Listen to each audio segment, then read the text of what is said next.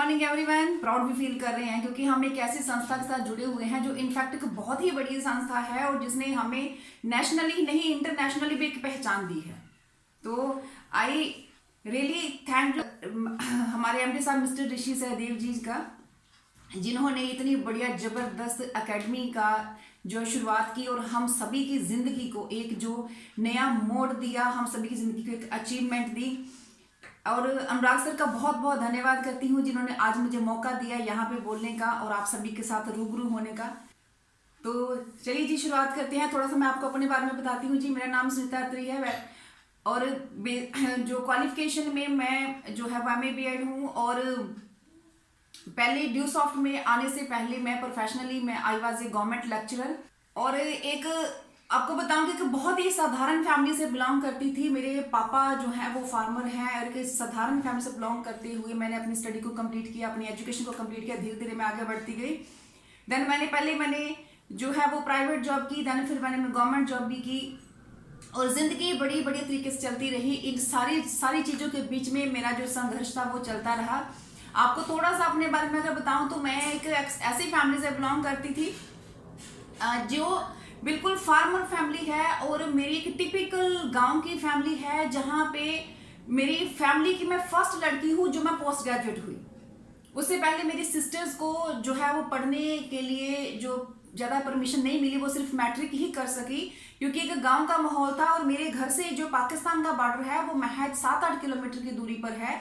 और एक ऐसी फैमिली से जो मैं निकल के यहाँ पर पहुंची हूँ और मैं लकी थी कि मुझे जो है पढ़ने का मौका दिया गया। मेरे पापा चाहते थे कि मैं पढूं, उनकी दिल से इच्छा थी कि मैं पढूं और मैंने उनकी इस इच्छा को पूरा किया। मैंने मेहनत की, मैंने अपना स्कूलिंग जो थी वो गांव के स्कूल में कंप्लीट की। देन उसके बाद मैं आगे जो पोस्ट ग्रेजुएशन के लिए आगे गई और मेरा जो दायरा था, मैं अगर बताऊं तो मेरा दायरा जो था वो स्कूल से घर से स्कूल से घर तक का था।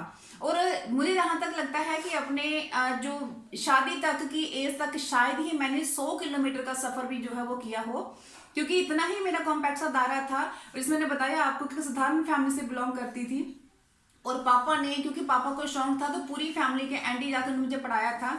तो मैंने उनकी जो उनकी ख्वाहिश थी उनको पूरा किया। मैंने जो अच्छे स्टडी करी, मैंने फिर प्राइवेट जॉब की, देन मैंने गवर्नमेंट जॉब की और फिर मेरी जिंदगी में एक ऐसा दिन आया जो हम सभी लड़कियों का, सभी लेडीज के दिलों का सपना होता है।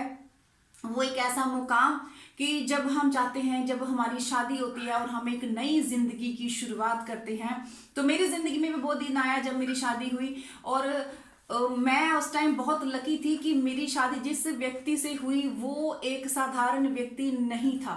वैसे हमें जो बताया गया था वो एक साधारण व्यक्ति ही बताया गया था, लेकिन जब उनसे मिले, उनसे रूबरू हुए तो मालूम पड़ा कि वो एक साधारण व्यक्ति नहीं था, वो एक ड्यू सॉफ्टियन था। तो ये मेरे लिए उस टाइम की बहुत प्राउड की बात थी, क्योंकि आज मैं इस चीज पर प्राउड फील कर सकती हूँ। दैट्स उस टाइम तो मुझे इतना पता नहीं था, लेकिन देन हमारी लाइफ बहुत अच्छी चलने लग पड़ी। हम बहुत बढ़िया तरीके से अपनी लाइफ को एंजॉय करते। मैं भी गवर्नमेंट जॉब में थी और सर भी गवर्नमेंट जॉब में थी। देन एक जिंदगी में ऐसा था ना, जैसे हम जिंदगी में आगे निकलते हैं तो जिंदगी में और बहुत से पड़ाव हमारी जिंदगी में आते हैं। तो ऐसे ही हमारी जिंदगी में जैसे जैसे शादी आगे की जा रही थी तो बहुत सी चीजें जो खुल रही थी, एक दूसरे को हम लोग जान रहे थे। क्योंकि हमें जो बताया गया था कि जब मेरी शादी हुई थी, मेरी अरेंज मैरिज है और हमें बताया गया था कि लड़का जो है वो गवर्नमेंट जॉब में है, इंजीनियर है। तो हमारे एरिया में, क्योंकि एक टिपिकल एरिया था, तो वहां पे जो है वो जॉब को बहुत ही प्रेफरेंस दी जाती है, बहुत ज्यादा। तो किसी ने ये इतना तो मालूम पड़ा था कि लड़का कोई जॉब के साथ कुछ और करता है, लेकिन क्या करता है उसके बारे में पता नहीं था। देन शादी के बाद जब चीजें खुलनी शुरू हुई, जब ये मुझे अपने साथ मीटिंग्स में लेके जाते थे, जब उन्होंने जो है लेके जाया करना, तो तब मुझे थोड़ा सा मालूम पड़ने लगा कि हाँ ये कुछ और करते हैं जॉब के साथ साथ, यानी कि जिसको ड्यू सॉफ्ट कहते हैं वो करते हैं। क्योंकि ड्यू सॉफ्ट एक ऐसा शब्द था, नेटवर्क मार्केटिंग ऐसा शब्द था जो मेरी जिंदगी में मेरी शादी के बाद आया था मेरे पति के साथ। क्योंकि इनके मुंह से मैंने पहली बार ये शब्द सुना था, मुझे इसके बारे में कुछ भी नॉलेज नहीं थी कि ये कौन सी बला होती है, क्या इसको बोलते हैं, कुछ नहीं मुझे पता था क्या चीज है ये। इनकी शादी के बाद इनके मुंह से मैंने पहली बार सुना नेटवर्क मार्केटिंग शब्द और ड्यू सॉफ्ट। मुझे ड्यू सॉफ्ट के बारे में कुछ नहीं पता था। देन इन्होंने धीरे धीरे मुझे अपने साथ मीटिंग में लेके जाना स्टार्ट किया और जब मीटिंग में मैं जाती थी तो तब मुझे बहुत अच्छा लगता था, क्योंकि मैं एक लेक्चरशिप में थी, गवर्नमेंट जॉब में थी, तो मुझे बच्चों से बात करनी, दूसरों से बात करनी और स्पीच देनी मुझे बहुत अच्छी लगती थी। तो जब इनके साथ गई तो तब मुझे ये भी चीज़ें मुझे बड़ी अच्छी लगती थी। तो मैं धीरे धीरे इनके साथ जाने लगी, मेरा इंटरेस्ट क्रिएट होने लगा, धीरे धीरे मैं स्टेज पे बोलती थी सब कुछ। तो फिर कुछ ऐसा हुआ मेरी जिंदगी में जो शायद आप लोगों की जिंदगी में बहुत बार हुआ होगा। धीरे धीरे क्या होता कि जब हम इनके साथ मैं जाती थी, मीटिंग्स में जाती थी, जब इनके साथ वहां सेमिनार में जाती थी, कहीं पर भी, तो वहां पर मुझे जो अनाउंस किया जाता था वो मेरा अनाउंसमेंट होती थी नाम की मिसिज सुशील अत्री। जब भी किसी सेमिनार में जाना, मिसिज सुशील अत्री के नाम से मुझे वहां बुलाया जाता था। मैंने इनके साथ बहुत सी मीटिंग्स अटेंड की, सेमिनार अटेंड किए, लेकिन मुझे मिसिज सुशील अत्री के नाम से बुलाया जाता था।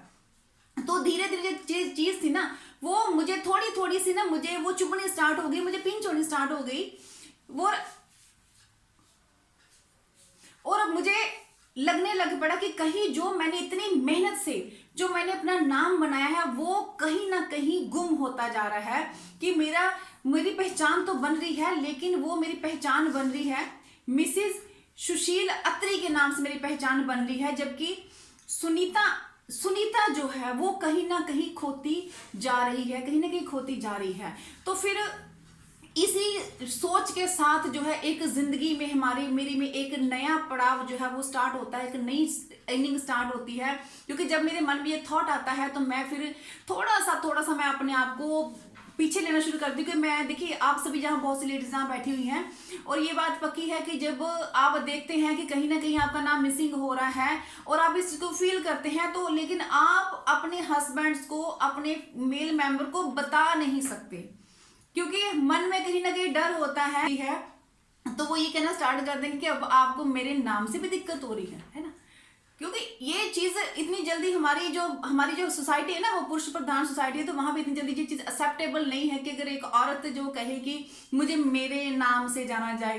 तो मुझे मन में, क्योंकि शादी भी नई थी, तो मन में डर था कि ये ना हो कि मैं इनको ऐसा कुछ बोलूं तो ये हमारा रिश्ता खराब हो जाए, क्योंकि चीजों को समझने में टाइम लगता है। तो देन मैंने सोचा कि ज्यादा बेटर यही है कि मैं इस नए चक्कर में पढ़ने की बजाय, ड्यू सॉफ्ट में पढ़ने की बजाय, मैं थोड़ा सा पीछे हट जाऊं और मैं अपनी जॉब को जो है वो कंटिन्यू करूं।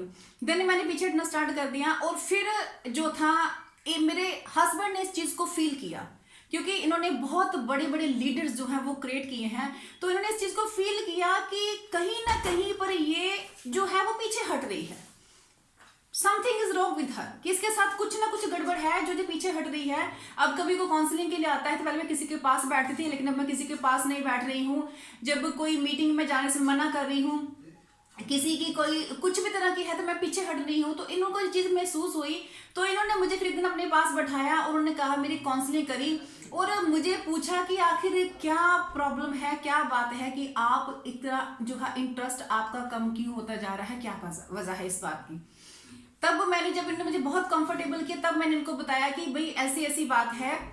एक बहुत ही साधारण फैमिली से बिलोंग करती हूँ, पापा ने बड़ी मेहनत से पढ़ाया था, मेहनत से पढ़ के मैंने एक नाम बनाया अपना सुनीता, और उसके आगे लेक्चरर मैंने लगवाया। तो अब जब मैं ड्यू सॉफ्ट में आ रही हूँ तो मेरा कहीं ना कहीं जो वो नाम है, वो मेरी पहचान है, वो खोती जा रही है। आपसे मुझे बहुत प्यार है, बहुत रिस्पेक्ट करती हूँ, लेकिन मुझे अपने नाम से भी प्यार है, मुझे अपने आप से भी प्यार है। तो जो मेरा नाम है वो खोता जा रहा है, और इसलिए मैं नहीं चाहती कि मेरी पहचान जो खोती जाए, लोग मुझे मिसिज सुशील अत्री के ही नाम से जाने, मेरे अपना नाम भी होना चाहिए। तब इन्होंने मुझे बताया, कहते देखिए आपकी जो बात है, जो प्रॉब्लम है, कोई बहुत बड़ा नहीं है।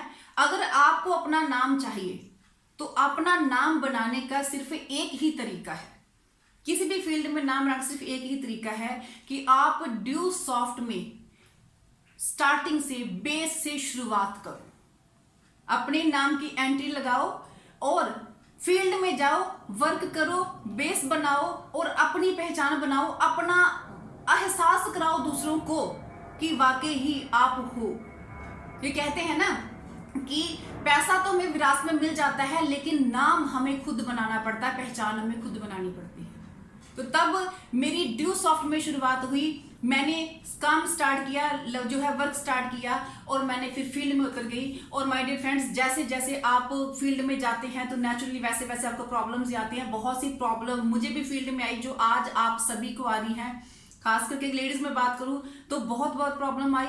और सब अगर प्रॉब्लम्स की बात करें तो सबसे पहले प्रॉब्लम तो मेरे लिए फील्ड में आई, वो सबसे पहले ये थी कि मैं एक बहुत ही अच्छी जॉब, ऑलरेडी जॉब में थी, प्रॉब्लम थी। और सेकंड थी कि जिस टाइम मैंने काम स्टार्ट किया उस टाइम सुशील अत्री जी ज्वेल बन चुके थे और 6 लाख महीने की अर्निंग वो ले रहे थे। और ये भी उनका जो स्टेटस था, अचीवमेंट उनकी भी कहीं ना कहीं मेरे लिए एक जो प्रॉब्लम है जो है वो थी। क्योंकि जब मैं फील्ड में जाती थी तो लोग मुझे सबसे पहले यही क्वेश्चन पूछते थे कि मैडम जी आपको क्या जरूरत पड़ गई ये सब काम करने की, आपकी तो अभी शादी हुई है, आपके पति, आप तो कहते थे कि मेरे घर वाला जो 6 लाख रुपया कमाता है, जॉब खुद भी आप करते हो, तो क्या बात है, वो बस शादी निभ गई, हो गई अनबन, इतना ही चलना था बस।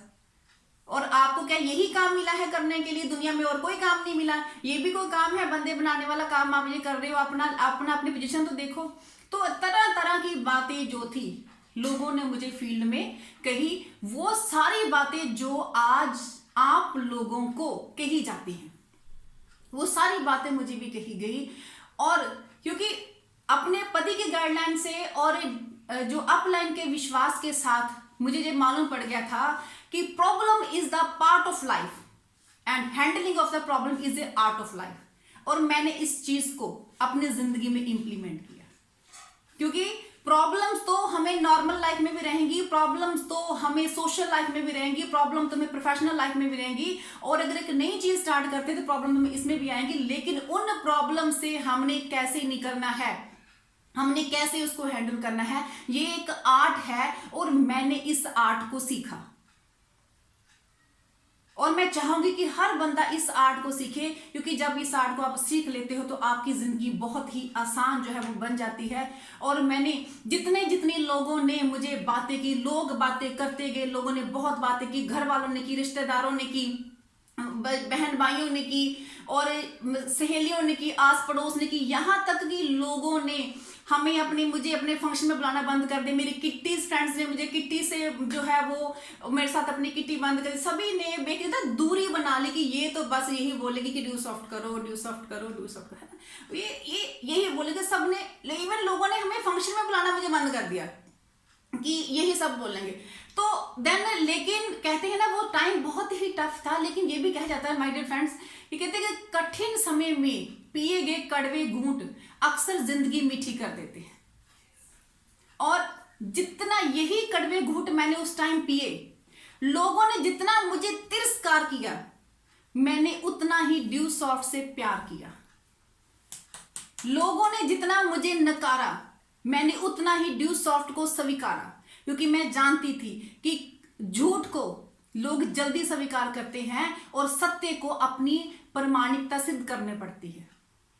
और मैं जिस लगन के साथ मैं लगी रही, काम करती रही, और आज उसी चीज का, उसी मेरी निष्ठा का, मेरी लगन का नतीजा है, मेरी जो डेडिकेशन का नतीजा है कि आज मैं एक सक्सेसफुल ड्यू सॉफ्टियन हूं।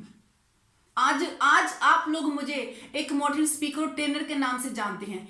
और इसी में डेडिकेशन का ड्यू सॉफ्ट जबरदस्त प्लेटफॉर्म के कारण ही मैं अपनी फैमिली की पहली लड़की बनी जिसने 1.5 लाख हफ्ते पे पहुंची अपने दम पे। ड्यू सॉफ्ट के कारण ही मैं अपनी फैमिली की पहली लड़की बनी जो सिर्फ देश में ही नहीं, मैं विदेश में भी घूमी। क्योंकि मैंने देखो आप लोगों को बताया कि जब तक मैं पढ़ती थी मेरा दायरा 100 किलोमीटर से बाहर कभी था ही नहीं। लेकिन ड्यू सॉफ्ट ने मुझे मेरे दायरे से भी बाहर निकाला, मुझे देश में क्या विदेश में भी मुझे घुमाया। और ड्यू सॉफ्ट के कारण ही मैं आपको बताऊं, अपनी फैमिली की, अपने पेरेंट्स की और अपने लोग की आज की बात भी कर रही हूं, मैं पहली लड़की हूं जिसको कार चलाने आती है। और उसके भी आगे मैं बताऊं जिसने अपनी कार खरीदी है सिर्फ और सिर्फ ड्यू सॉफ्ट के कारण। ड्यू सॉफ्ट में के कारण ही मेरे बच्चे जो हैं इंडिया के नंबर 1, नंबर 2 स्कूलों में पढ़ रहे हैं। बिशप कॉटन स्कूल शिमला, आप में से बहुत से लोगों ने सुना होगा, उस स्कूल में मेरे बच्चे पढ़ रहे हैं सिर्फ और सिर्फ ड्यू सॉफ्ट के कारण। तो माय डियर फ्रेंड्स, ड्यूसॉफ्ट एक ऐसा प्लेटफॉर्म है जो आपको आजादी देता है जिंदगी में कुछ भी करने की, कुछ भी करने की आजादी आपको देता है। तो अगर मैंने वो सब कुछ अचीव किया है तो आप सभी भी सब कुछ अचीव कर सकते हैं। और मैं आपको बताना चाहूंगी कि आज मैं जो भी हूं, जहां भी हूं, जिस पोजीशन पे भी हूं, इस सब में मेरी ग्रेट अपलाइन का मेरे सिर पे बहुत बड़ा हाथ रहा है, बहुत बड़ा हाथ रहा है। जैसे जैसे वो मुझे गाइड करते गए वैसे वैसे मैं आगे बढ़ती गई, जैसे जैसे मुझे बताते गए वैसे वैसे मैं आगे बढ़ती गई।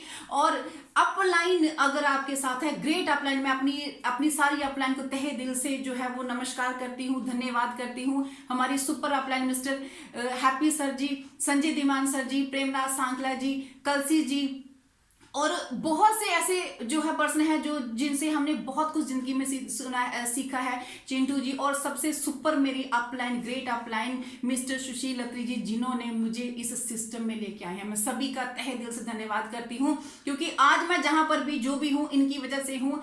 ऐसे मेरे जिंदगी में बहुत मौके आए हैं माय डियर फ्रेंड्स, जब हमारा दिल करता है कि हम छोड़ दें, जब हमें मार्केट से ना मिलती है, जब हमें मार्केट से लोग रिजेक्शन करते हैं, जब हमें मार्केट से लोग मना करते हैं, तो तब दिल करता है कि छोड़ो, क्या रखा है इसमें, कोई बात नहीं, छोड़ दो, कुछ और काम कर लेते हैं, है ना। और मैं आपको बताऊं, दुनिया में सबसे आसान काम है क्विट करना। सबसे आसान काम है क्विट करना, क्योंकि क्विट करने में कुछ नहीं लगता। क्विट करना बहुत ही आसान काम है। लेकिन मेरी अपलाइन ने मुझे बताया कि Quetta never win and winner never quit. और उन्होंने मुझे बताया कि सुनीता अत्री, आप विनर हो और हमें पूरा विश्वास है कि आप विन करके ही दिखाओगे, इसलिए अपने मन में विचार कभी नहीं लेके आना। और मेरे मन का जो डर था, आज मैं खुश हूं कि मेरे मन का जो डर था वो हार गया और मेरी अपलाइन का जो विश्वास था वो जीत गया। इसीलिए आप सभी भी अपनी अपलाइन पे पूरा फेथ कीजिए। आपको बताती हूँ, देखिए अपलाइन आपको कहां से कहां तक लेके जाती है, जी बताती हूँ। जब मैंने फर्स्ट टाइम जब मैंने ड्यूसॉफ्ट में काम स्टार्ट तो कर दिया था, लेकिन अब तो देखिए आजकल तो ऑनलाइन काम हो रहा है, इसलिए घर वाले घर घर में पास पास ही बैठते हैं। लेकिन जब पहले काम था, पहले जो है ऑफलाइन था, तो हस्बैंड्स के टूर जो थे वो 10-10, 15-15 दिन के टूर इनके हुआ करते थे जब ये वर्किंग के जाते थे। तो ऐसे ही जब ये एक बार मेरे हस्बैंड जो है सुशील अत्री जी जो टूर पे गए हुए थे, इनका 15 दिन का टूर था, और हमारे जो अमृतसर में गुरु नानक ऑडिटोरियम में बहुत बड़ी बड़ी ट्रेनिंग्स लगती थी, बहुत बड़ी बड़ी, उस ट्रेनिंग में बहुत मैं जाया करती थी, इनके साथ मैं जाती थी। और एक बार ये ऐसा होता है कि जब ये टूर पे गए हैं और इन्होंने मुझे फोन किया, कहते कि आपको अपलाइन की तरफ से फोन आया है कि सुनीता का जो है वो वहां पर हम गुरु नानक ऑडिटोरियम में हमने स्पीच करवानी है, तो इसलिए गेट रेडी, आपको वहां पे जाना है। और इतनी बात सुनते ही माय डियर फ्रेंड्स मेरे तो हाथ पैर कांप गए, क्योंकि ये मैंने कभी सोचा ही नहीं था कि सुशील अत्री के बिना मैं ड्यूसॉफ्ट में किसी कहीं सेमिनार किसी मीटिंग में जा सकती हूँ, और मैं तो कभी इनके बिना गई नहीं बाहर तक। तो उस टाइम ये बाहर थे, तो आप मैंने एज ए वाइफ मेरे पास जितने भी शस्त्र थे, जंत्र मंत्र तंत्र जितने भी ब्रह्मास्त्र थे, मैं चला सकती थी कि मैं नहीं जाऊंगी। मैंने सब चलाए कि मैं नहीं जाऊंगी, मैं आपके बिना अकेली वहां पे नहीं जाऊंगी। तो इन्होंने जब सारे इनको लगा कि ये मानने वाली नहीं है, जो अड़ गई है, तो इन्होंने मुझे एक बात बोली कि मैं आपकी अपलाइन हूं, मैं आपको बोलना हूं कि आपको अमृतसर ट्रेनिंग सेशन में जाना है, तो बस जाना है।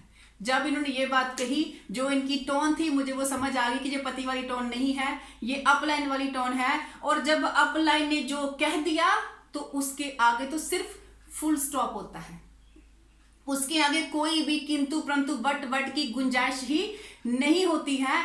और मैंने कहा ठीक है, ओके जी, देन ओके हो गया।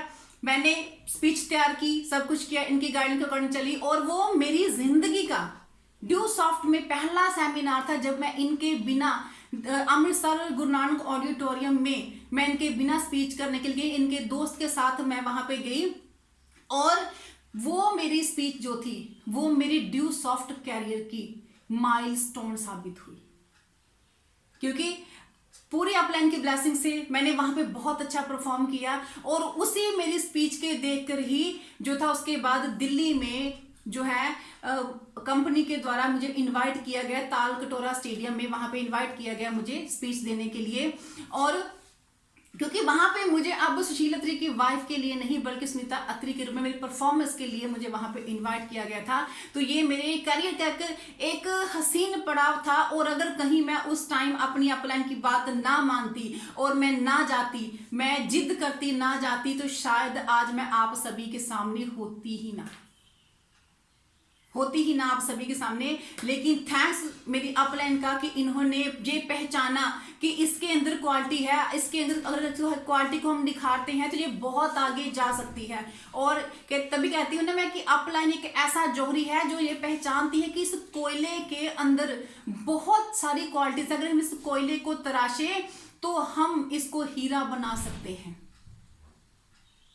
और ऐसा ही एक वाक्य आपको और सुनाऊंगी, जब अपलाइन की बदौलत ही हम बड़ी बड़ी जिंदगी में कारनामे कर जाते हैं। ऐसा ही जब तालकटोरा स्टेडियम में जब मेरी स्पीच थी, तब भी कुछ ऐसा ही वाक्य मेरे साथ हुआ। वहां पर भी जो है जब हम फ्रंट रो में बैठे हुए थे, तो तब मेरा अभी मेरी स्पीच होने में अभी थोड़ा टाइम था, यानी कि 1-2 घंटा था। तो इतने में हम फर्स्ट रो में बैठे हुए हैं और पीछे सुशील जी को कॉल आती है जी कि पीछे टीम आई है, उनको मैनेज करना है। तो सुशील जी टीम को मैनेज करने चले जाते हैं, और इन बिटवीन क्या होता है कि जो स्टेज पे स्पीकर होता है, कुछ ऐसी सर्कमस्टांस होती है कि मेरा नाम जहां 2 घंटे बाद आना था वो 2 मिनट में अनाउंस हो जाता है।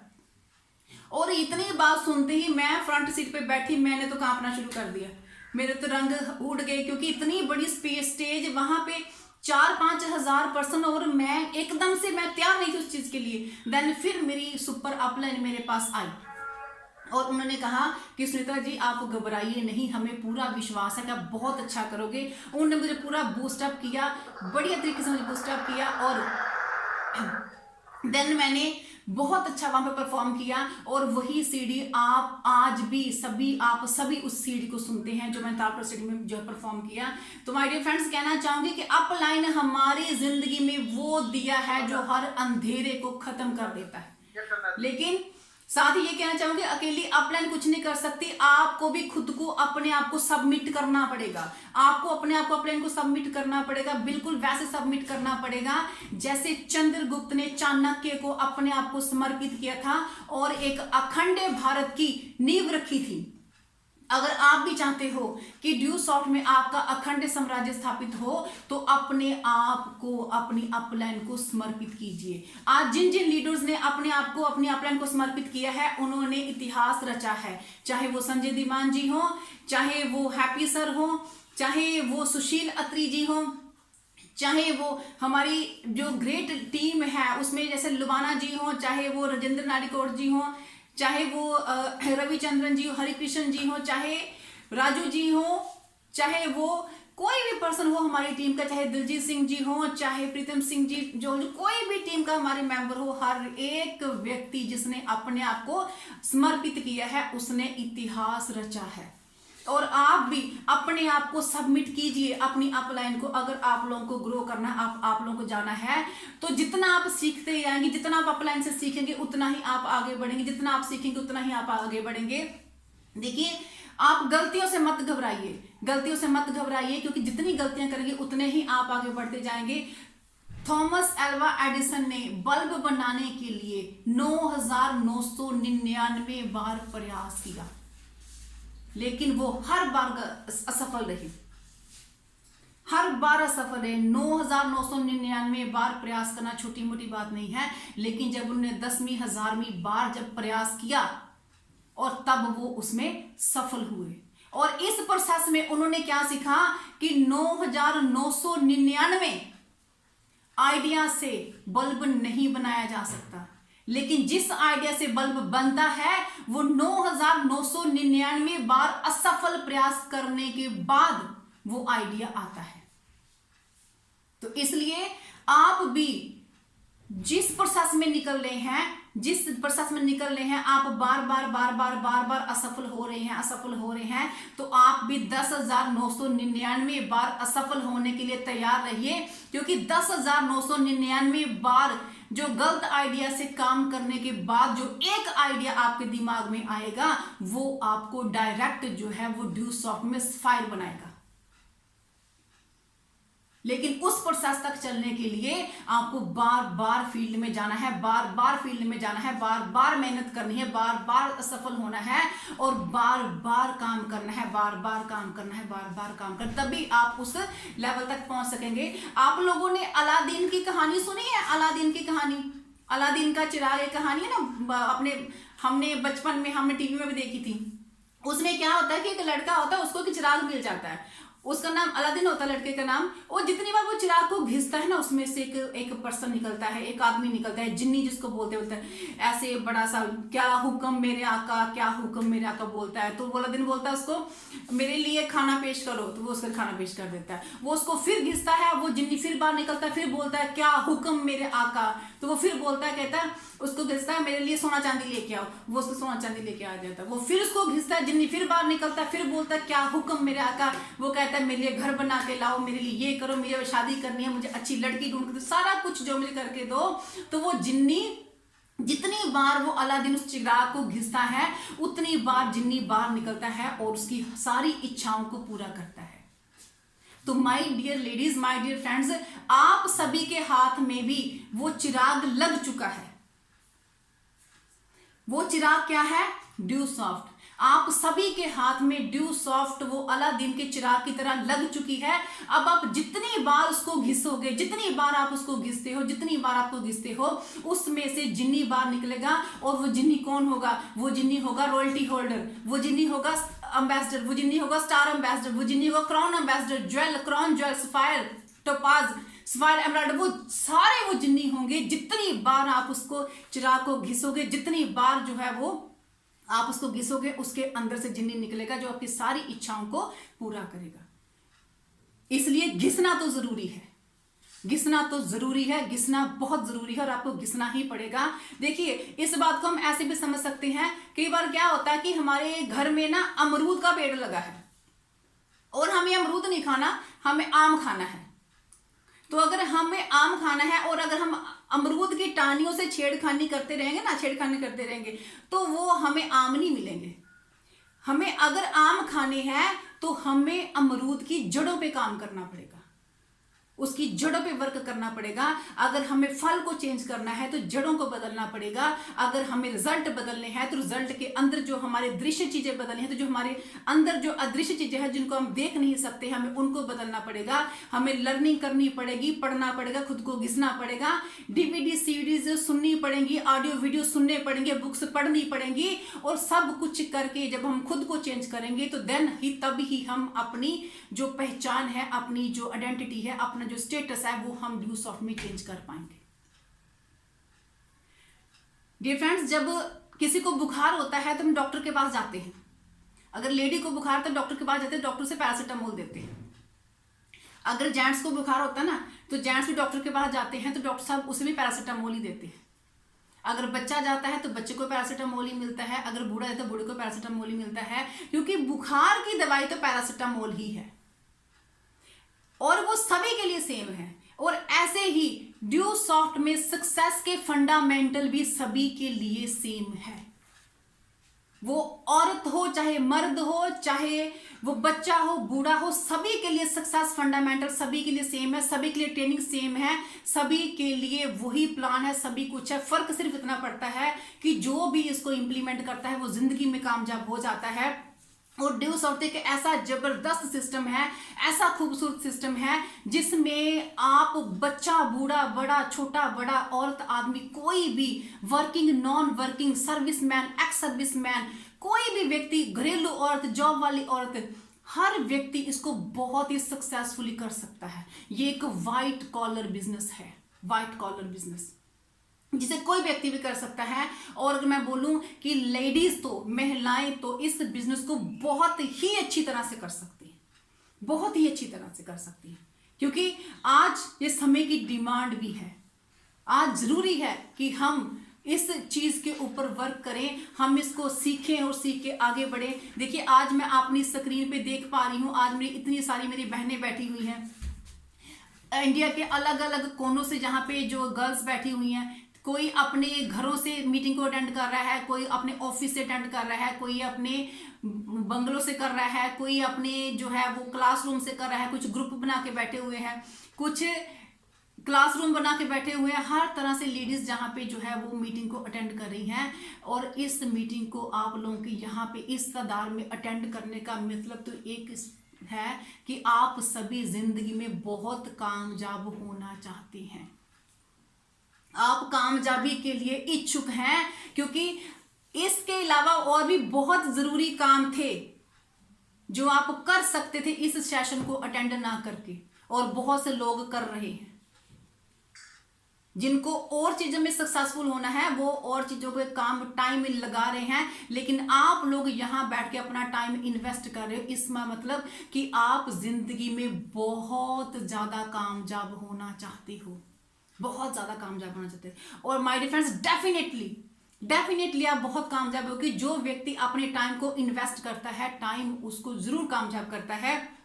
और इसके साथ ही मैं थैंक्स करूंगी अनुराग सर का, आज उनके कारण आज मेरा एक बहुत बड़ा सपना जो है वो साकार हुआ है।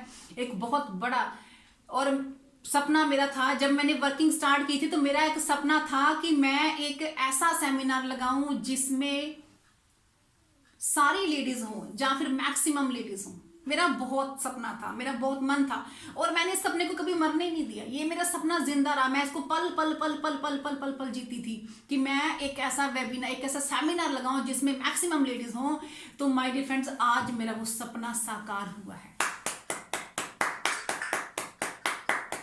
और इसके साथ ही मैं आपको बताना चाहूंगी, देखिए दोस्तों, मेरा सपना साकार हुआ, चाहे उस सपने को साकार होने में 12 साल लग गए, लेकिन वो मेरा सपना सच हुआ। तो इससे क्या हमें सीख मिलती है कि ड्यू सॉफ्ट में सपने सच होते हैं। ड्यू सॉफ्ट में सपने सच होते हैं, भले ही टाइम लगे, लेकिन ड्यू सॉफ्ट में सपने सच जरूर होते हैं। क्योंकि किसी भी बड़ी चीज को, बड़ी अचीवमेंट को होने में टाइम लगता है, वक्त लगता है। पानी को बर्फ बनने में वक्त लगता है, पानी को बर्फ बनने में वक्त लगता है, ढले हुए सूरज को निकलने में वक्त लगता है। थोड़ी हिम्मत रख, थोड़ा हौसला कर, थोड़ी और मेहनत लगा, क्योंकि किस्मत के बंद दरवाजे को, जंग लगे दरवाजे को खुलने में वक्त लगता है। इसलिए माय डियर लेडीज, कभी घबराना नहीं, क्योंकि जिंदगी में ड्यू सॉफ्ट एक ऐसी खूबसूरत चीज हमें ऋषि सर ने दी है, जिसमें हमारा एक एक देखा हुआ सपना जो है पूरा होगा। देखिए, आज हम सभी लेडीज यहां बैठी हैं, और मैं आपको बताना चाहूंगी कि इंडिया की, मेरा पर्सनल मानना है कि इंडिया की एक एक लड़की को, एक एक औरत को ड्यू सॉफ्ट करनी चाहिए, एक एक औरत को ड्यू सॉफ्ट करनी चाहिए। अब मैं आपको कुछ फैक्ट्स बताती हूं जिनके थ्रू मेरा जो विश्वास पक्का हुआ, मेरा जो मन पक्का हो कि हर एक लेडी को इंडिया की ड्यू सॉफ्ट करनी चाहिए। कि आप भी उन फैक्ट्स को देख के हैरान हो जाएंगे कि वाकई ही हमारी आज की टाइम में भी इंडिया जो है वो कहाँ स्टैंड कर रहा है, वुमेन्स कहाँ स्टैंड कर रही है, किस परिस्थिति में है। आज इंडिया में 100 लड़कियों के पीछे 125 लड़के हैं, जबकि नेचर कहती है कि हर 100 लड़कों के पीछे 105 लड़कियां होनी चाहिए। लेकिन जहां पे जो 25 मिसिंग है वो कहां गई? वो लड़कियां वो थी जिनको पैदा ही नहीं होने दिया गया, पैदा होने से पहले ही मां के गर्भ में उनको मार दिया गया। अगर यूनिसेफ की रिपोर्ट के मुताबिक वर्ल्ड में 47% लेडीज ऐसी हैं जिनकी शादी बचपन में ही कर दी जाती है, और इंडिया में ये संख्या 40%, अकेले 40% इंडिया में ही है जिनकी बचपन में शादी कर दी जाती है। और एनसीआरबी क्राइम ब्यूरो के अकॉर्डिंग 70% फीमेल इंडिया में डोमेस्टिक वायलेंस का शिकार हैं, घरेलू हिंसा का शिकार हैं। इंडिया में हर एक 3 मिनट में एक औरत के साथ क्राइम हो रहा है। इंडिया में हर 29 मिनट में एक औरत के साथ रेप हो रहा है। इंडिया में हर 77 मिनट में एक औरत की डॉरी के कारण, दहेज के कारण डेथ हो रही है। और इंडिया में हर 9 मिनट में एक वुमेन के साथ जो क्रूरल्टी की जा रही है, उसको टॉर्चर किया जा रहा है, चाहे वो छेड़खानी हो, चाहे वो हरासमेंट हो, चाहे वो घरेलू हिंसा हो, चाहे उसके ऊपर एसिड फेंकना हो, चाहे उस कुछ भी आप ले लो, लेकिन उसके साथ हो रहा है। और अगर मैं बात करूं वुमेन एजुकेशन की, तो 2011 की सेंसस रिपोर्ट के मुताबिक इंडिया में जो वुमेन की एवरेज एजुकेशन की जो उम्र है वो 1.25 साल है, सिर्फ 1.25 साल। 1.25 साल क्या होता है कि एक बच्चा नर्सरी में दाखिल हो रहा है जी, केजी में उसकी एजुकेशन खत्म। Education is the basic human right, और औरत को उस राइट से भी वंचित किया जा रहा है। और अगर कहीं गर्ल्स और बॉयज की एजुकेशन का फर्क ढूंढना हो तो हमेशा बॉयज की एजुकेशन दी जाती है, लेकिन गर्ल्स की एजुकेशन के लिए ना कर दी जाती है। और अगर 48% औरतें पढ़ेंगी ही नहीं तो बढ़ेंगी कैसे आगे। और अगर हम अपने इंडिया में अपनी इकोनॉमी में वुमेन पार्टिसिपेशन की बात करें तो इंडिया के ऑर्गेनाइज सेक्टर में सिर्फ 4% वुमेन की भागीदारी है, सिर्फ 4%। और अगर सॉफ्टवेयर इंडस्ट्री में बात करूं तो सिर्फ 30%, और पॉलिटिक्स में सिर्फ 14% वुमेन है। पूरे इंडिया की औरतों के अधिकारों की बात करने के लिए हमारे लीडर्स कहते हैं कि हम औरतों की स्थिति को बदल देंगे, लेकिन ग्राउंड पिक्चर देखिए कि ग्राउंड पिक्चर क्या है। और जो है वर्ल्ड में 71 से 75% तक जो है अमेरिका में औरतों की पार्टिसिपेशन है देश को आगे लेके जाने के लिए। और अगर इंडिया में भी ऐसी पार्टिसिपेशन हो जाए तो इंडिया की जीडीपी 3% बढ़ सकती है। वर्क फोर्स की अगर बात करें तो 131 देशों की लिस्ट में हम 120वें नंबर पे आते हैं। और आज भी हमारे देश में 70 से 80% तक औरतों के साथ डिस्क्रिमिनेशन हो रहा है। डिस्क्रिमिनेशन मतलब कि औरतों के साथ भेदभाव हो रहा है। औरत किसी भी फील्ड में हो, किसी भी जगह पे हो, चाहे अगर वो दिहाड़ी कर रही है तो उसे आदमियों के मुताबिक कम दिहाड़ी जो है वो दी जाती है, कम सैलरी दी जाती है। चाहे वो नौकरी कर रही है तो उसे पुरुषों के मुताबिक सैलरी कम दी जाती है। और कई जगह पे तो उनको नौकरी ही नहीं दी जाती, ये कहकर कि कल को इनकी शादी हो जाएगी या प्रेग्नेंट हो जाएंगी तो हमारा काम डिस्टर्ब होगा। और कई जगह पर उनसे जो है वो बॉन्ड करवाए जाते हैं, जहां पर मैं आपको खुद का अपना एक्सपीरियंस बताना चाहूंगी। जब मैंने अपनी एजुकेशन कंप्लीट करके मैंने गवर्नमेंट प्राइवेट सेक्टर में जॉब के लिए अप्लाई किया, तब मेरी इंटरव्यू मुझसे पूछा गया था कि आपकी उम्र कितनी है और आपका शादी करने का प्लान कब तक है। क्योंकि उनका था, कहते अगर शादी आपने अगर 1-2 साल में शादी करनी है तो फिर हम आपको सैलरी जॉब नहीं देंगे, क्योंकि 1 साल तो आपको सेट होने में लगेगा, दूसरे साल आप शादी कर लोगे तो हमारा तो सेशन खराब हो जाएगा, तो इसलिए हम नहीं देंगे। देन मैंने कहा कि मेरी भी 4-5 साल शादी करने का कोई इरादा नहीं है, तब मुझे जॉब दी गई। और आज भी हर जगह पे लेडीज से बॉन्ड करवाए जाते हैं कि इतने साल तक आप शादी नहीं करोगे अगर आपको जॉब करनी है तो। इतना भेदभाव है, जिसका जहां बस चलता है वो वहां उसको टॉर्चर करता है। ये तो मैं बात कर रही हूं जो जॉब सेक्टर की। अगर मैं बात करूं अपने घरेलू सेक्टर की, तो आप अपने घरेलू अपने आसपास देखिए, आप अपनी दादी को, नानी को, मामी को, चाची को, माँ को, आप अपनी भाभी को देखिए, आप अपनी बहन को देखिए, और आप अपने आप को देखिए। कितना सम्मान है हमारा समाज में, कितनी रिस्पेक्ट मिलती है हमें समाज में।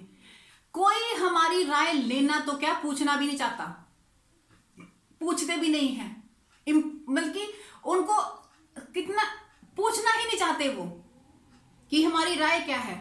हमारे सिर्फ हमें पर ऑर्डर किया जाता है कि ये करना है, ये करना है, ये करना है। बच्चों की एजुकेशन कहाँ करनी है, घर में जो है वो किसी की शादी कहाँ करनी है, सिर्फ बताया जाता है, पूछा नहीं जाता है।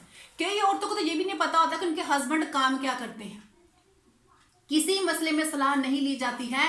प्रॉपर्टी खरीदनी हो, कुछ बच्चों की शादी, किसने बस सिर्फ ये बताया जाता है कि भाई आज घर में मेहमान आने वाले हैं, मेरे जो है वो ऑफिस से दोस्त आने वाले हैं, जितने मेहमान घर में आने वाले हैं और उनकी ये सेवा पानी करनी है, ये खाना बनाना है। कोई ये नहीं पूछता कि वो खाना बनाने की स्थिति में है भी या नहीं, उसका मन है भी या नहीं, वो चाहती भी है करना, कोई नहीं पूछता। क्योंकि सबका मानना है कि ये तो हाउस वाइफ है, ये तो कुछ करती नहीं है, तो सारा दिन घर में पड़ी रहती है, टीवी देखती है, मोबाइल देखती है, इतना तो करे, इतना तो करे, है ना। कोई उनकी राय लेना नहीं चाहता। बच्चों की शादी कहाँ करनी, उसको सब बताया जाता है, समझाया जाता है तूने इसको मिलना है, इससे बात करनी, इसके पास नहीं जाना है, इससे ये करना है, ये करना, हर चीज उसको बताई जाती है। कहाँ बोलना, कहाँ नहीं बोलना, किसकी शादी में जाना, किसकी में नहीं जाना, वो भी उसको बताया जाता है कि तूने ये करना है, ये नहीं करना। यहां तक कि अगर वो अपनी मर्जी से अगर अपने ससुराल से अपने माता पिता को मिलने भी नहीं जा सकती, उसे पूरे घर से परमिशन लेनी पड़ती है, मैं जाऊं।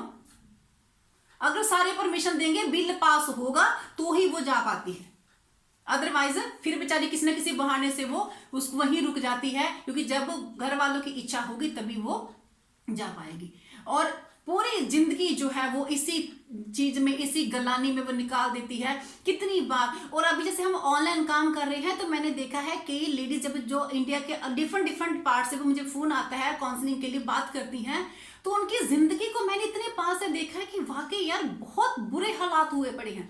लेडीज कहती है मैडम हम वेबिनार अटेंड करना चाहते हैं लेकिन हमें वेबिनार अटेंड करने की इजाजत नहीं है, हमारे फोन तक तोड़ दिए गए हैं ताकि ये कुछ सीख ना सके, नया जिंदगी में आगे ना बढ़ सके। ये हालात है यहाँ पे।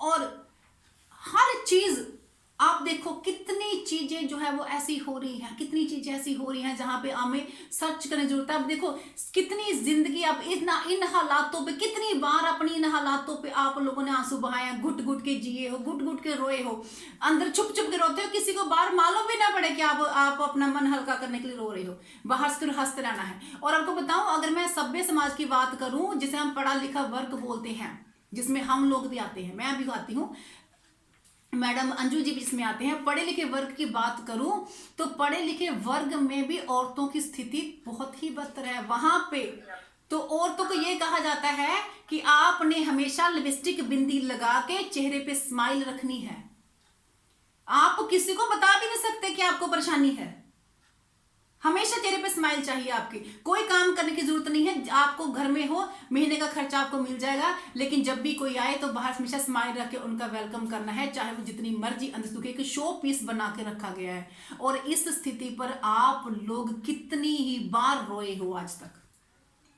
कितनी ही बार खुद को कोसा है कि क्या मेरी जिंदगी सिर्फ इन चीजों के लिए रह गई है, ये खाना बनाना, बर्तन साफ करने, कपड़े धोने, ये सब कुछ इसी के लिए मेरी जिंदगी रह गई। कितनी बार आपने सोचा होगा कि काश ये सब चीजें छोड़ के कहीं दूर चली जाऊं।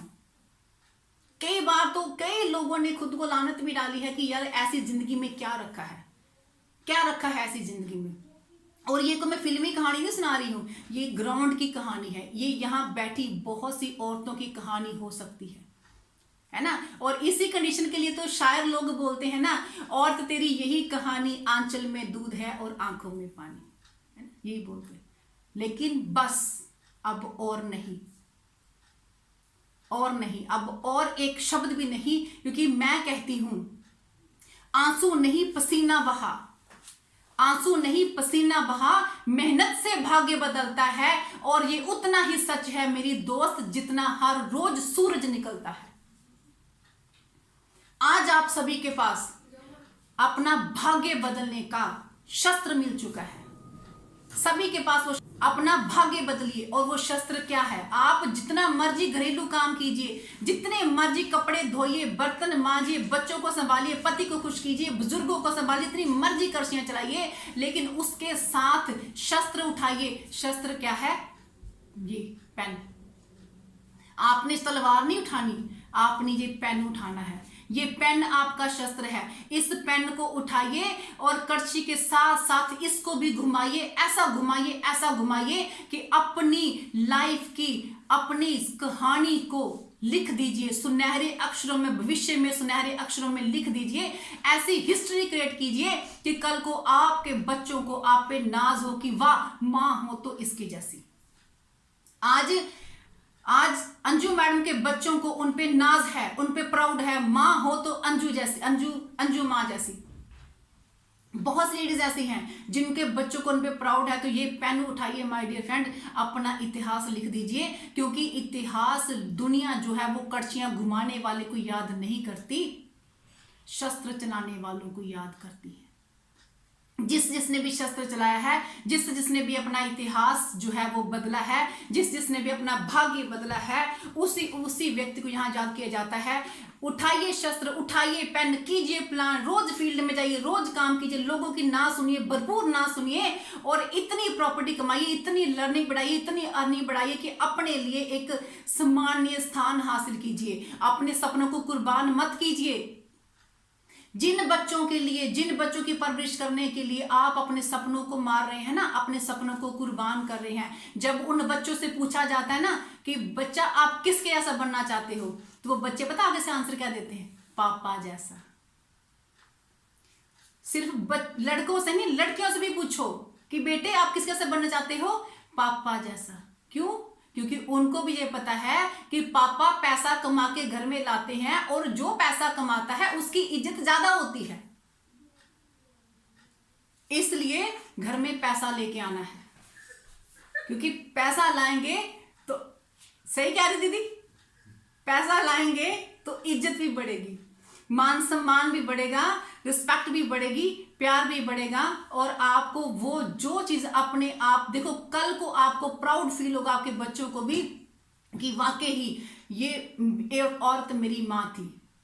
आज हम किसी को सुनते हैं ना तो लोग शान से कहते हैं ये वाला जो जमीन है ना मेरे दादाजी ने मेरे लिए छोड़ी, ये वाला घर मेरे पापा ने बनाया।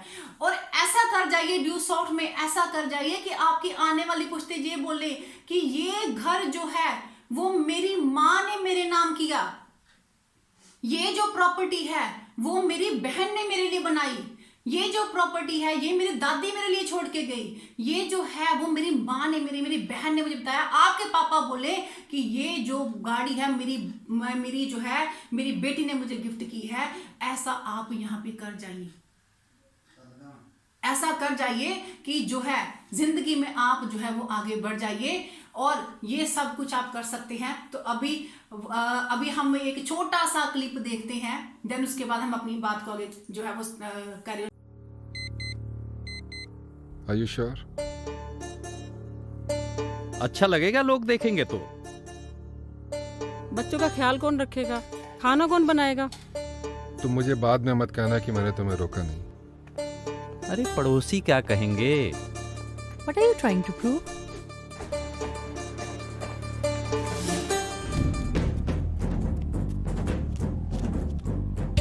न्यूज़ पे नहीं देखती हो तुम? क्या क्या हो रहा है आजकल यार? अरे अपनी उम्र देखो, कोई बच्ची थोड़े ना हो। अरे यही क्यों करना है, योगा ही कर लो ना घर पे। एक हाउसवाइफ का वर्कआउट तो खाना बनाने में ही हो जाता है। शादी हो गई है, बच्चे हो गए हैं, ये सब अच्छा लगता है क्या?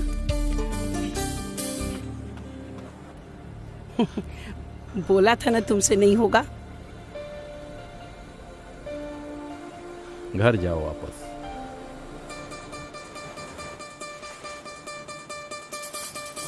What are you trying to लगेगा लोग देखेंगे तो। तुम्हारी एक दादी नानी हाउसवाइफ का दौड़ी थी वर्कआउट तो कभी? खाना क्यों बनाने में अपनी ही हो सेफ्टी जाता को है। रिस्क पे डालना है? ऐसे कपड़े पहन के दौड़ो, बात सुनोगे या नहीं? सिर्फ अपने मन कभी कभी टोकने वालों से लड़ना नहीं, भागना चाहिए। देखिए, जब भी हम जिंदगी में कुछ आगे बढ़ना चाहते हैं, अच्छे काम करना चाहते हैं, तो प्रॉब्लम तो आएंगी ही आएंगी, है ना।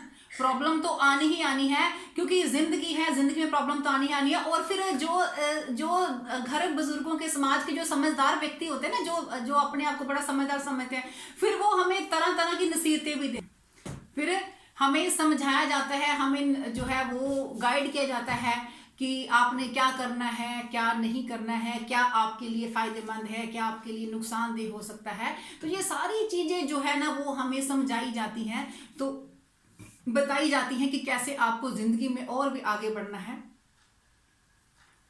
थोड़ा सा मुझे लगता है कि तो इसलिए माय डियर फ्रेंड्स, मैं आपसे यही कहना चाहूंगी कि कोई कुछ भी कहे, कोई कुछ भी समझाए, जो भी कोई प्रॉब्लम आपको आए, बस आप लोग पीछे मत हटिएगा, कभी पीछे मत हटिएगा। अपने सपनों के लिए जिए, अपने सपनों के लिए मरिए, उसके लिए संघर्ष करिए, उसके लिए एफर्ट करिए, उसके लिए दिन रात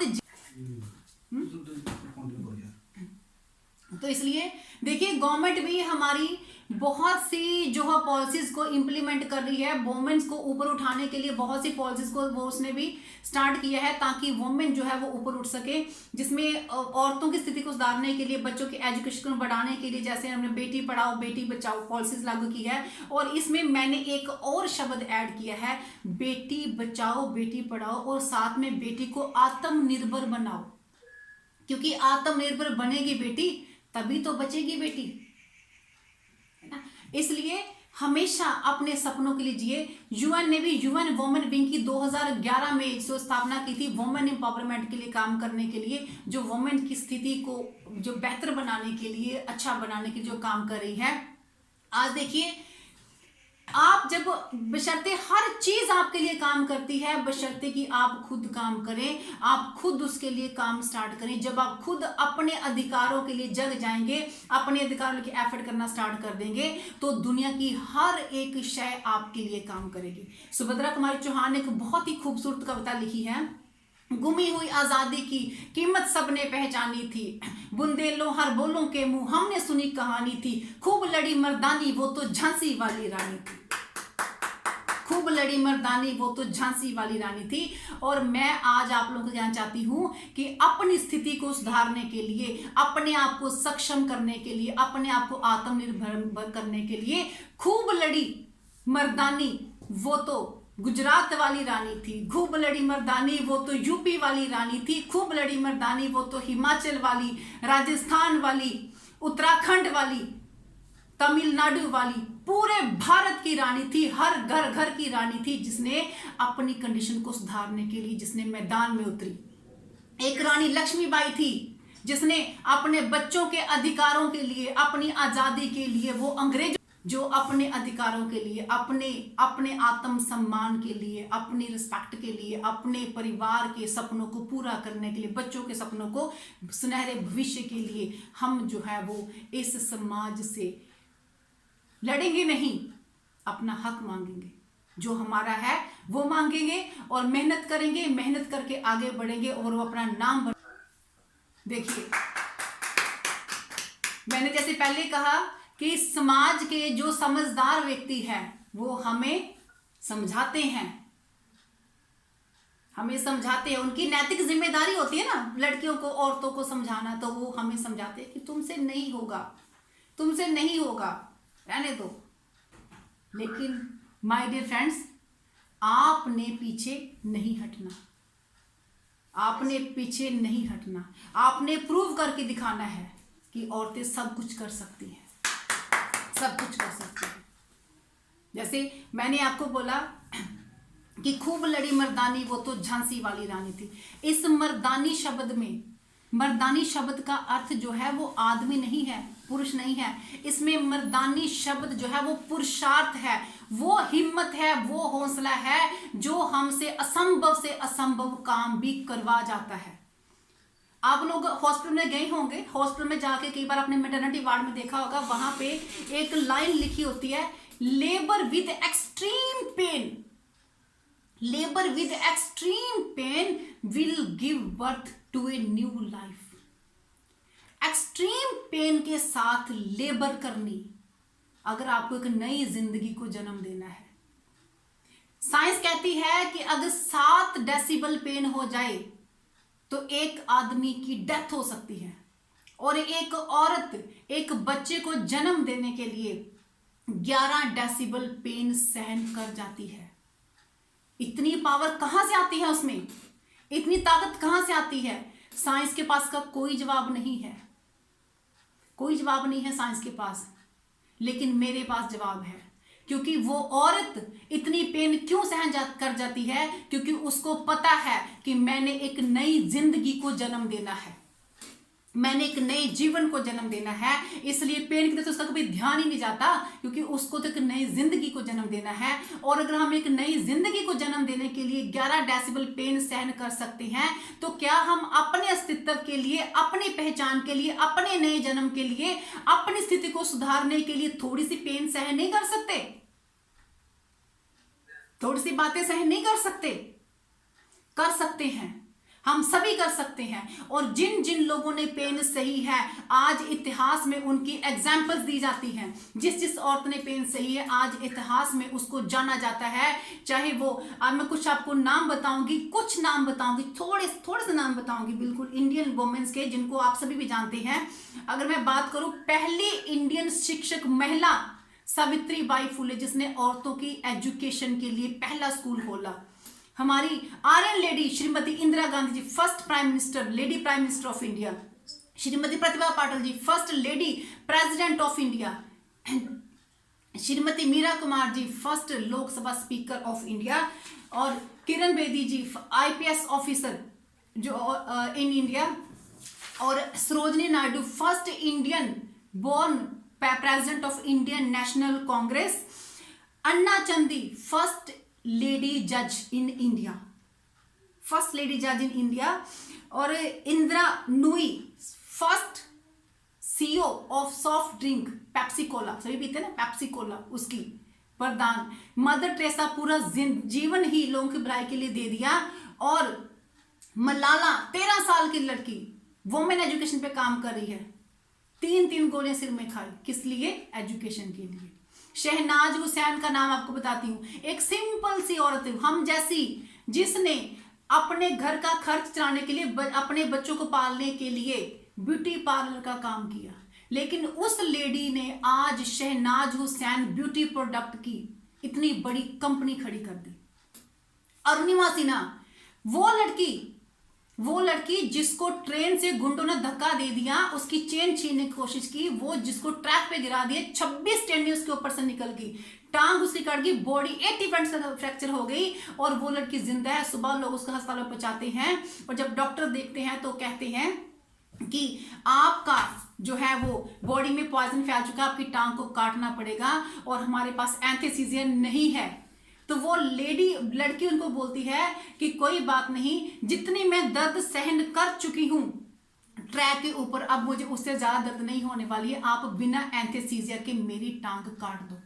क्योंकि अगर मुझे भगवान ने जिंदा रखा है तो मुझे एक बहुत बड़े मकसद के लिए जिंदा रखा है, बहुत बड़े मकसद के लिए जिंदा रखा है, और मैं इतनी जल्दी मरने वाली नहीं हूं। और वो लड़की वहां से उठ के डिसीजन क्या लेती है, दुनिया का सबसे मुश्किल काम कि माउंट एवरेस्ट को फतेह करूंगी। क्योंकि उसका मानना है कि विकलांगता जो है वो शरीर से हो सकती है, माइंड से नहीं होनी चाहिए। क्योंकि जब इंसान माइंड से विकलांग होता है तब वो जिंदगी में आगे नहीं बढ़ सकता, शरीर की विकलांगता से वो आगे बढ़ सकता है। और अब एक और नाम आप लोगों को बताना चाहूंगी, सारा ब्लैकली। ये वो लेडी है जो फोर्ब्स मैगजीन के अकॉर्डिंग में बताया गया है कि ये वर्ल्ड की पहली सेल्फ मेड बिलियनियर है, जिसने बिल गेट्स और वॉरेन बफेट के बिलियनियर ग्रुप को ज्वाइन किया है। और सबसे खास बात यह है कि ये अपने दम पे बनी है वो। और आपको और हैरानी होगी जान के कि इस लड़की ने स्पैनेक्स नाम से एक अंडरगारमेंट की रेंज को कंपनी का नाम से उद्घाटन, इसने अपने उसको कंपनी को चला रही है, लीडरशिप पे काम कर रही है। और उससे भी ज्यादा हैरानी की बात आपको मैं ये बताऊं कि इस लड़की के साधारण लड़की है अमेरिका की, और इसकी जिंदगी की शुरुआत कहां से हुई है? सेल्स से। ये फैक्स मशीन होती ना, उनको डोर टू डोर बेचने जाया करती थी, घर बेचने जाया करती थी। और ये उस प्रोफेशन से, इसकी जो नेटवर्थ है 1.01 बिलियन डॉलर है। और इसने जो है काम अपनी जिंदगी स्टार्ट कहां से की? सेल से, उस सेल से जिसमें हम सभी हैं। अगर वो लड़की सेल्स में काम करके, फैक्स मशीनें बेच के अगर बिलियनियर बन सकती है, तो हम सभी भी ड्यू सॉफ्ट में आके, ड्यू सॉफ्ट के प्राण को देके, एजुकेशन में आके, एजुकेशन के प्रति लोगों को अवेयर करके हम लोग भी बिलियनियर बन सकते हैं।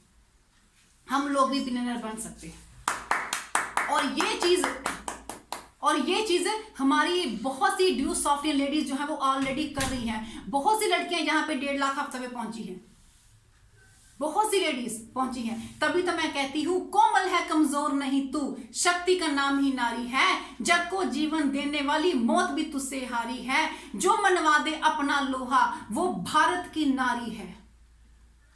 जो मनवा दे अपना लोहा वो भारत की नारी है, जो रच दे इतिहास वो ड्यू सॉफ्ट की नारी है, और ड्यू सॉफ्ट की नारी हर एक पे भारी है, हर एक पे भारी है।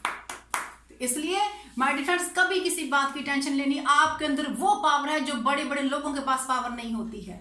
आप वो कर सकते हो जो आज तक कोई दुनिया में कोई इतिहास कर नहीं सका, जो रचा नहीं, आप वो चीजें कर सकते हो। बस जरूरत है तो हिम्मत करने की, डिसीजन लेने की, आगे बढ़ने की, और जब आप डिसीजन ले लोगे, आगे बढ़ जाओगे, तो जिंदगी में हर एक स्टेप पे आप काम कर पाओगे। और माय डियर फ्रेंड्स, आपको थोड़ा सा ये बताना चाहूंगी, देखिए जिंदगी कहते हैं ना कि अगर एक सक्सेसफुल पर्सन के पीछे, आदमी के पीछे एक औरत का हाथ होता है, तो ये भी इतना, उसका उल्टा भी इतना ही सच है। हर एक कामयाब औरत के पीछे एक कामयाब व्यक्ति का हाथ होता है। मेरी जिंदगी में 2 पुरुष आए हैं जिन्होंने मुझे कामयाब किया है। एक मेरे पापा मेरी जिंदगी में आए हैं जिन्होंने मुझे जीवन लेने का अधिकार दिया, जिन्होंने मुझे दुनिया दिखाई, जिन्होंने मुझे पढ़ाया लिखाया और इस काबिल बनाया कि मेरी जिंदगी में सुशील अत्री आए। और दूसरे मेरी जिंदगी में सुशील अत्री आए जिन्होंने मुझे ड्यू सॉफ्ट से रूबरू कराया और मुझे इस काबिल बनाया, मुझे इस लेवल पे लेके आए, मुझे ड्यू सॉफ्ट में मुझे सिखाया, आगे बढ़ाया, ताकि मैं आज आप सभी के सामने बोल पा रही हूं। तो इसलिए मैं आप सभी से ये रिक्वेस्ट करना चाहूंगी, अपने जितने भी मेरे यहाँ हमारे मेल भाई बैठे हैं, मैं सभी से रिक्वेस्ट करना चाहूंगी कि आपके घर की जितनी भी स्त्रियां हैं, जितनी भी औरतें हैं, उनको आगे आने दीजिए, उनको सपोर्ट कीजिए, उनको सपोर्ट कीजिए, उनको आगे बढ़ाइए, उनको उड़ने दीजिए, उनकी पंखों को खोल दीजिए, क्योंकि औरत जननी है। नेचर इज शी नॉट ही। औरत के अंदर पूरा संसार बसा है। औरत वो कर सकती है जो आज तक किसने सोचा नहीं है।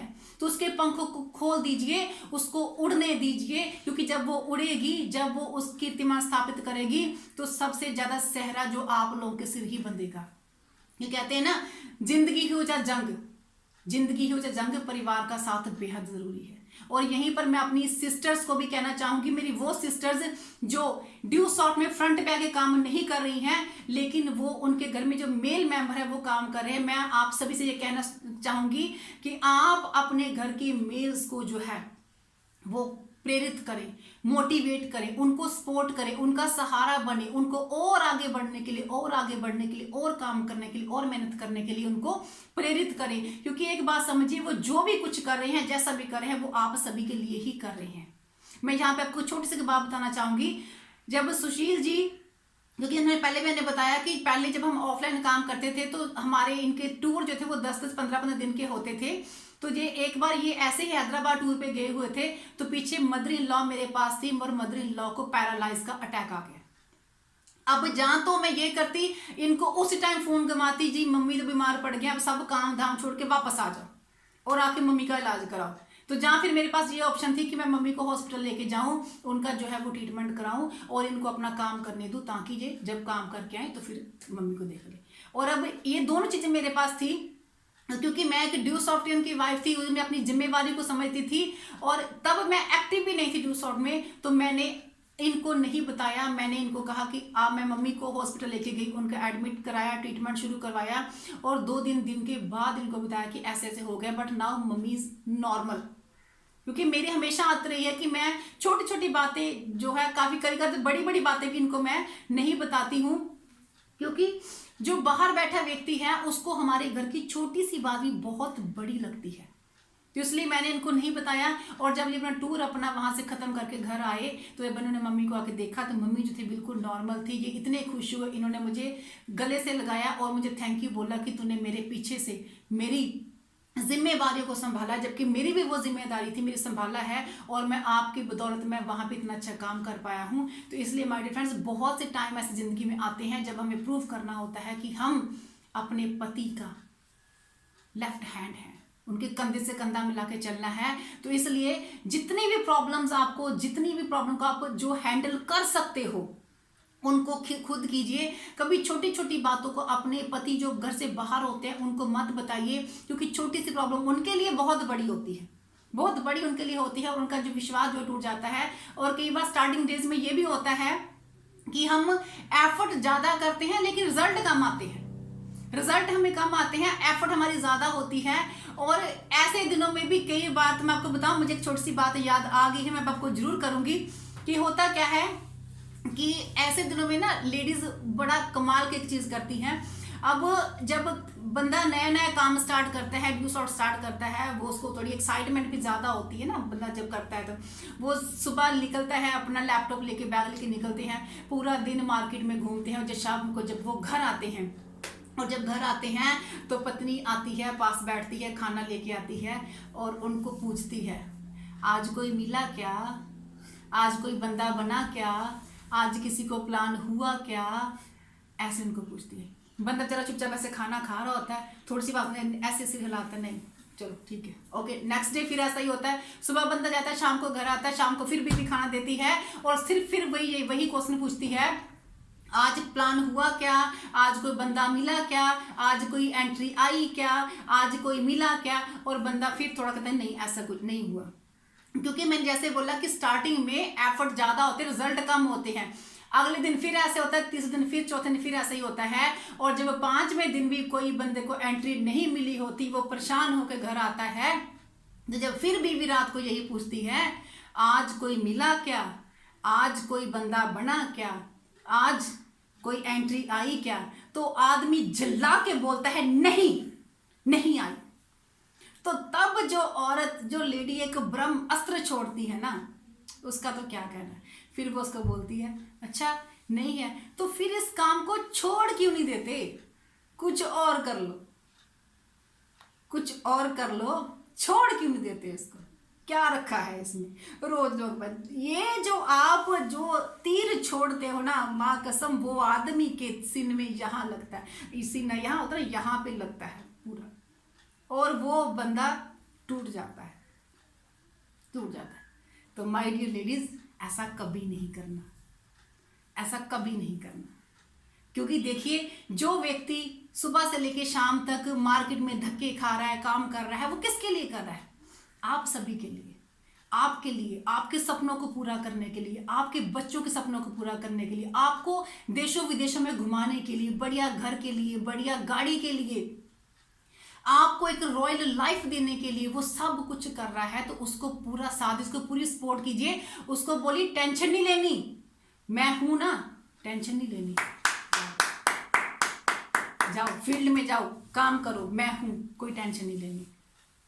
आप निश्चित होकर काम कीजिए और निश्चिंत होकर आगे बढ़िए, क्योंकि जो भी आप कर रहे हो हमारे लिए ही कर रहे हो। तो इसलिए हमेशा देखिए, हम औरतें ना घर की लक्ष्मी होती हैं, और कहते हैं कि घर में लक्ष्मी जो है वो हंसती है ना, लक्ष्मी खुश रहती है तो घर में लक्ष्मी अपने आप आती है। तो हम औरतें घर की लक्ष्मी है, तो हमेशा हंसते रहिए, खुश रहिए, घर में खुशनुमा माहौल बना के रखिए, खुश मिजाज रहिए, क्योंकि हंसते हुए चेहरे और खिले हुए फूल सबको अच्छे लगते हैं। और वैसे भी कहते भी है ना कि मायूसी और उदासी जिस चेहरे का श्रृंगार करती है, मायूसी और उदासी जिस चेहरे का श्रृंगार करती है, कम वक्त मक्खी भी उस पे बैठने से इनकार करती है। इसलिए हमेशा हंसते रहिए, मुस्कुराते रहिए, आगे बढ़ते रहिए। और देखिए, अब वो टाइम आ गया है जब हमने ड्यू सॉफ्ट में वो करके दिखाना है जो आज तक नहीं हुआ। अब टाइम आ गया है ड्यू सॉफ्ट में इतिहास रचने का। हम एक इतनी ग्रेट मार्केटिंग के साथ हैं, इतनी बड़ी कंपनी के साथ हैं, जो हमें फर्श से उठा के अर्श पर बिठा देगी, जो हमारी हर एक इच्छा को, हर एक सपने को, हर एक चीज को वो पूरा करेगी, जो चीज हम सोचते हैं।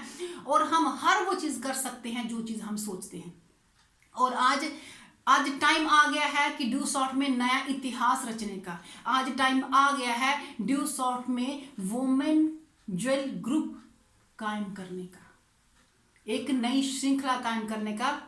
क्योंकि आज तक जो वुमेन जो ज्वेल ग्रुप है, ड्यू सॉफ्ट का जो ज्वेल ग्रुप है, उसमें कोई भी इंडिपेंडेंट वुमेन ज्वेल नहीं है। तो अभी वो जगह जो खाली पड़ी है, और अब देखते हैं कि उस जगह पर कौन कितनी जल्दी भरता है, कौन नई first jewel of due soft, first lady of jewel of due soft जो बन के आती है, कौन ये रिकॉर्ड अपना नाम करता है। क्योंकि पहली एंट्री, पहला चेक, पहला कैप अचीवर, पहला रॉयल्टी होल्डर ड्यू सॉफ्ट में हमेशा याद किया जाता है। हमेशा याद किया जाता है। और पहली वुमेन ज्वेल इतिहास के सुनहरे अक्षरों में अपना नाम लिखवाएगी। अब देखते हैं कि कौन जो है वो पहली वुमेन ज्वेल बन के आती है।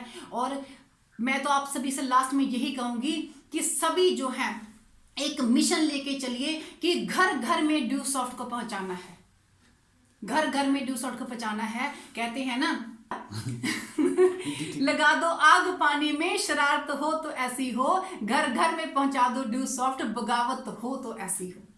इसलिए हमेशा घर घर में, इंडिया के घर घर में, कोने कोने में ड्यू सॉफ्ट जो है पहुंचनी चाहिए, ड्यू सॉफ्ट में पहुंचनी चाहिए। लगा दो जोर, जितना जोर है तुम में लगा दो, कुछ लोगों को मैं जगाती हूँ, कुछ को आप जगा दो। तो लास्ट में अपने मैसेज को वाइंड अप कर रही हूँ, चंद शब्द बोलूंगी। अभी तो जिंदगी की असली उड़ान बाकी है, अभी तो जिंदगी की असली उड़ान बाकी है, अभी तो जिंदगी के असली इम्तिहान बाकी है, अभी तो नापी है मुट्ठी भर जमीन, अभी तो पूरा आसमान बाकी है, अभी तो उड़ाए हैं चंद परिंदे, अभी तो इस बाज की उड़ान बाकी है। Thank you so much all of you. आप सभी ने मुझे इतने धैर्य से, इतने प्यार से सुना। Thank you so much. और आप सभी को थोड़ा सा बताना चाहूँगी कि सुनीता अत्री के नाम से मेरा यूट्यूब चैनल है, आप उसको सब्सक्राइब कर सकते हैं, उसमें से काफ़ी आपको मेरे वीडियोस मिल जाएंगे। तो थैंक यू अंजू दीदी, Sanjay Diwan sir, thank you Anurag sir, thank you Happy sir, वो भी आए थे। और special thank to Rishi sir, thank you so much sir कि आप मुझे आशीर्वाद देने के लिए 2 मिनट के लिए आप यहाँ पे आए।